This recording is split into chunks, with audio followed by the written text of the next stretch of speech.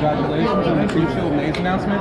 Now, for our fans out there, we want to know what is a Creep Show and what can they expect from the Maze when they walk through this year's event? Well, it's really combining two different things. It's first of all combining the movie that George Romero directed in 1982, and that movie, like a lot of horror movies from that era, has become a cult classic over time. So there was already a fan base for the movie, but then Greg Nicotero, our longtime friend who we worked with for many years in Walking Dead, he came last year to the event and told us that he was producing a brand new TV series on Shudder. So we got really excited about that. We had a great experience working with Greg over the years doing all of those Walking Dead mazes. And we knew if Greg was involved, he was going to be designing some crazy stuff. And as we saw this, they started to share stuff with us. We were like, oh, this is great. Let's combine both the original film and the new series together, because we thought that would make the best possible movies. And it sounds like it is going to be an amazing blast. Now, as you mentioned before, or as you announced earlier, that the Universal Monsters will also be making a comeback this year. And it will be featuring Frankenstein and the Wolfman. What can guests also expect from that one as well? Will it be like the Freddy vs. Jason maze that you guys did in the past, or will it have a different outcome this year? Yeah, I mean, it does have a bit of that in it. I mean, honestly, when we did Universal Monsters last year, I had no idea. I'm the biggest fan of those films you'd ever want to meet. I have, you know, my house here in LA.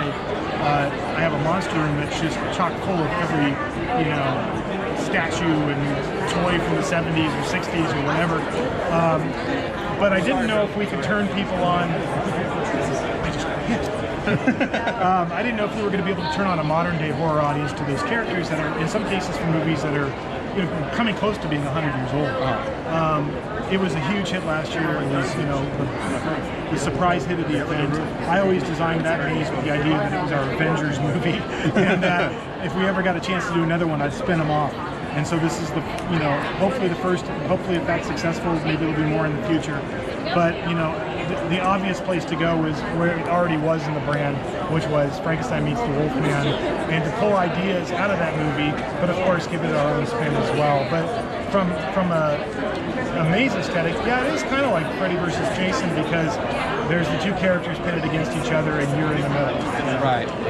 Now, will the maze also have two different alternate endings, just like Freddy versus Jason, or? Not quite, although it does have a surprise ending, but I won't tell you until you see it.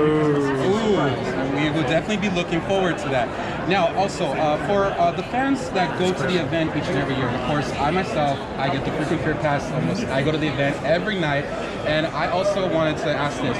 Will there be a Horror Nights Maze Twitter password this year? Yes, there will be.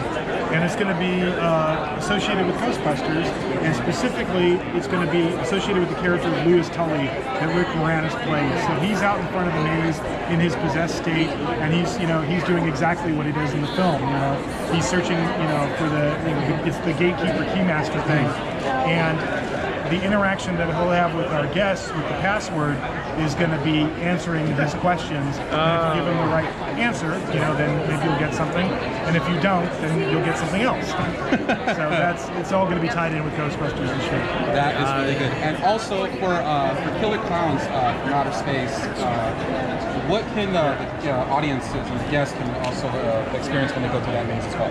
I mean, one of the things we did different with Killer Clowns is we've never really had a scene that takes place in front of the facade, but we wanted to work in Farmer Gene, you know, in the beginning of the movie and all of that. So we've kind of created this whole facade sequence that's about him trying to look for his dog. I actually played the clown in the shadow video, where you see him, you know, inside the tent, just like in the movie.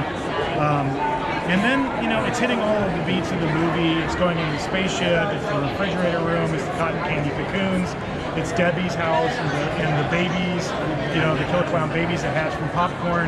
It's Officer Mooney. It's the fun house at the end of it. You know, it's just trying to hit all of those beats from that movie. When you really go back and watch that movie, there's a lot to draw from, you know. So hopefully we hit all the beats that fans love.